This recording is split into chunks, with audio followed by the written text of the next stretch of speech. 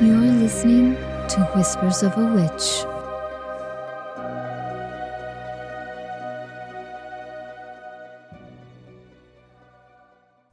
The Vampire Bride by Henry Thomas Liddle. I am come once again from the tomb, in return for the ring which you gave, that I am thine, and that thou art mine. This nuptial pledge receive. He lay like a corse 'neath the demon's force, as she wrapped him in a shroud, and she fixed her teeth, his heart beneath, and she drank of the warm life blood. And ever and anon murmured the lips of stone, soft and warm as this couch of thine. Thou tomorrow be laid on a colder bed, Albert, that bed will be mine.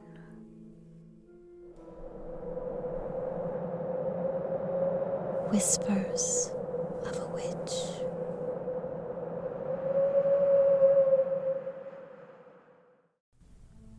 The Vampire by Conrad Aiken. She rose among us where we lay. She wept. We put our work away.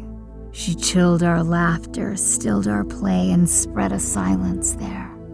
And darkness shot across the sky, and once and twice we heard her cry, and saw her lift white hands on high and toss her troubled hair. What shape was this who came to us, with basilisk eyes so ominous, with mouth so sweet, so poisonous, and tortured hands so pale? We saw her wavering to and fro, through dark and wind we saw her go, yet what her name was we did not know, and felt our spirits fail. We tried to turn away, but still above we heard her sorrow thrill, and those that slept, they dreamed of ill and dreadful things, of skies grown red with rending flames, and shuddering hills that cracked their frames, of twilight foul with wings, and skeletons dancing to a tune, and cries of children stifled soon, and over all a blood-red moon, a dull and nightmare sighs. They woke and sought to go their ways, yet everywhere they met her gaze, her fixed and burning eyes. "Who are you now?" we cried to her. Spirit so strange, so sinister. We felt dead winds above us stir, and in the darkness heard a voice fall, singing, glowing sweet, heavily dropping, though that heat heavy as honeyed pulses beat, slow word by anguished word. And through the night strange music went, with voice and cry so darkly blent. We could not fathom what they meant, save only that they seemed to thin the blood along our veins, foretelling vile, delirious pains, in clouds divulging blood-red rains, upon a hill undreamed. And this we heard, who dies for me, he shall possess me secretly. My terrible beauty he shall see, and slake my body's flame. But who denies me cursed shall be, and slain and buried loathsomely, and slimed upon with shame. And darkness fell, and like a sea of stumbling deaths we followed, we who dared not stay behind. There all night long beneath a cloud, we rose and fell, we struck and bowed. We were the plowman and the plowed. Our eyes were red and blind. And some, they said, had touched her side before she fled us there. And some had taken her to bride. And some leaned down for her and died, who had not touched her hair, ran to and fro, and cursed and cried, and sought her everywhere. Her eyes have feasted on the dead, and small and shapely is her head, and dark and small her mouth, they said, and beautiful to kiss. Her mouth is sinister and red as blood and moonlight is. Then poets forgot their jeweled words and cut the sky with glittering swords, and innocent souls turned carrion birds to perch upon the dead. Sweet daisy fields were drenched with death. The air became a charnel breath. Pale stones were splashed with red. Green leaves were dappled bright with blood, and fruit trees murdered in the bud. And when at length the dawn came green as twilight from the east, and all that heaving horror ceased, silent was every bird and beast, and that dark voice was gone. No word was there, no song, no bell, no furious tongue that dreamed to tell. Only the dead who rose and fell above the wounded men, and whisperings and wails of pain blown slowly from the wounded grain, blown slowly from the smoking plain, and silence fallen again.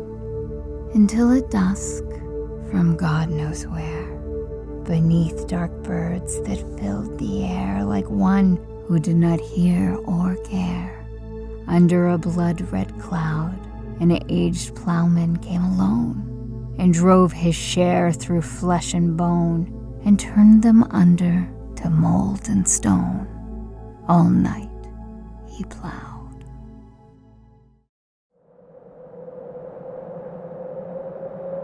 Whispers of a Witch.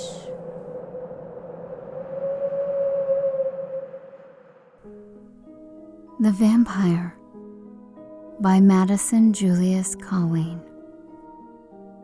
A lily in a twilight place, a moonflower in the lonely night, strange beauty of a woman's face, of wild flower white, the rain that hangs a star's green ray, slim on a leaf point's restlessness, is not so glimmering green and gray as was her dress. I drew her dark hair from her eyes, and in their depths beheld a while such shadowy moonlight as the skies of hell may smile. She held her mouth up redly wan, and burning cold I bent and kissed such rosy snow as some wild dawn makes of a mist. God shall not take me from that hour, when round my neck her white arms clung, when 'neath my lips like some fierce flower her white throat swung. Or words she murmured while she leaned, witch words, she holds me softly by, the spell that binds me to a fiend until I die.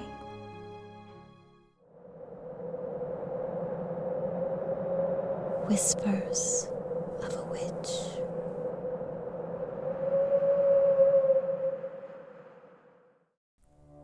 The Vampire by John Stagg. Why looks my lord so deadly pale? Why fades the crimson from his cheek? What can my dearest husband ail? Thy heartfelt cares, O Herman, speak. Why at the silent hour of rest dost thou in sleep so sadly mourn? Hast thou with heaviest grief oppressed, griefs too distressful to be borne? Why heaves thy breast? Why throbs thy heart? Oh, speak, and if there be relief, thy Gertrude solace shall impart. If not, at least shall share thy grief. Wan is that cheek which once the bloom of manly beauty sparkled shewed. Dim are those eyes in pensive gloom that late with keenest luster glowed. Say why too at the midnight hour you sadly pant and tug for breath, as if some supernatural power were pulling you away to death. Restless though sleeping, still you groan, and with convulsive horror start. O Herman, to thy wife make known that grief which preys upon thy heart. O Gertrude, how shall I relate the uncommon anguish that I feel? Strange as severe is this my fate, a fate I cannot long conceal. In spite of all my wonted strength, stern destiny has sealed my doom. The dreadful malady at length will drag me to the silent tomb. But say, my Herman, what's the cause of this distress and all thy care, that vulture-like thy vitals gnaws, and galls thy bosom with despair? Sure this can be no common grief, sure this can be no common pain. Speak if this world contain relief, that soon thy Gertrude shall obtain. O Gertrude, 'tis a horrid cause. O Gertrude, 'tis unusual care, that vulture-like my vitals gnaws, and galls my bosom with despair. Young Sigismund, my once true friend, but lately he resigned his breath. With others I did him attend, unto the silent house of death. For him I wept, for him I mourned, paid all to friendship that was due. But sadly friendship is returned, thy Herman he must follow too. Must follow to the gloomy grave. In spite of human art or skill, no power on earth my life can save. 'Tis fate's unalterable will. Young Sigismund, my once dear friend, but now my persecutor foul, doth his malevolence extend into the torture of my soul. By night, when wrapped in soundest sleep, all mortals share a soft repose. My soul doth dreadful vigils keep, more keen than which hell scarcely knows. From the drear mansion of the tomb, from the low regions of the dead, the ghost of Sigismund doth roam, and dreadful haunts me in my bed. There vested in infernal guise, by means to me not understood, close to my side the goblin lies, and drinks away my vital blood, sucks from my veins the streaming life, and drains the fountain of my heart. O Gertrude, Gertrude, dearest wife, unutterable is my smart. When surfeited the goblin dire, with banqueting by suckled gore, will to his sepulchre retire, till night invites him forth once more. Then will he dreadfully return, and from my veins life's juices drain, while as slumbering I with anguish mourn, and toss with agonizing pain. Already I'm exhausted, spent, his carnival is nearly o'er. My soul with agony is rent. Tomorrow I shall be no more.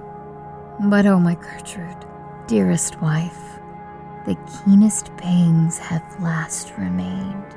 When dead, I too shall seek thy life. Thy blood by Herman shall be drained. But to avoid this horrid fate, soon as I'm dead and laid in earth, drive through my corpse a javelin straight. This shall prevent my coming forth. Oh, watch with me this last sad night. Watch in your chamber here alone, but carefully conceal the light until you hear my parting groan. Then at what time the vesper bell of yonder convent shall be tolled, that peal shall ring my passing knell, and Herman's body shall be cold. And just then thy lamp make bare, the starting ray, the bursting light, shall from my side the goblin scare, and shew him visible to sight. The livelong night poor Gertrude sate, watched by her sleeping, dying lord. The livelong night she mourned his fate, the object whom her soul adored. Then at what time the vesper bell of yonder convent sadly tolled, then was pealed his passing knell. The hapless Herman, he was cold. Just at that moment Gertrude drew from 'neath her cloak the hidden light, when dreadful she beheld in view the shade of Sigismund. Sad sight. Indignant rolled his ireful eyes, that gleamed with wild horrific stare, and fixed a moment with surprise, beheld aghast the enlightening glare. His jaws cadaverous were besmeared with clotted carnage o'er and o'er, and all his horrid whole appeared distent and filled with human gore. With hideous scowl the spectre fled. She shrieked aloud, then swooned away. The hapless Herman in his bed, all pale, a lifeless body lay. Next day in council 'twas decree, urged at the instance of the state, that shuddering nature should be freed from pests like these ere 'twas too late. The choir then burst the funeral dome where Sigismund was lately laid, and found him, though within the tomb, still warm as life and undecayed. With blood his visage was distained. Ensanguined were his frightful eyes. Each sign of former life remained, save that all motionless he lies.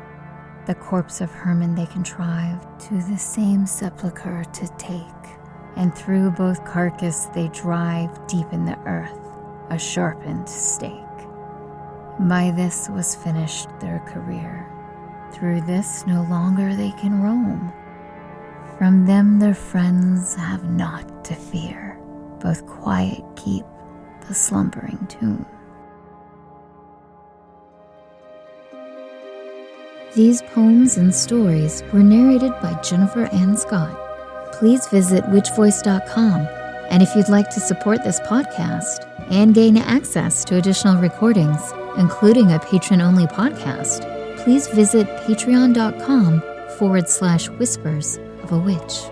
And don't forget to follow me on Instagram and Facebook at The Witch Voice. Until next time, stay wicked.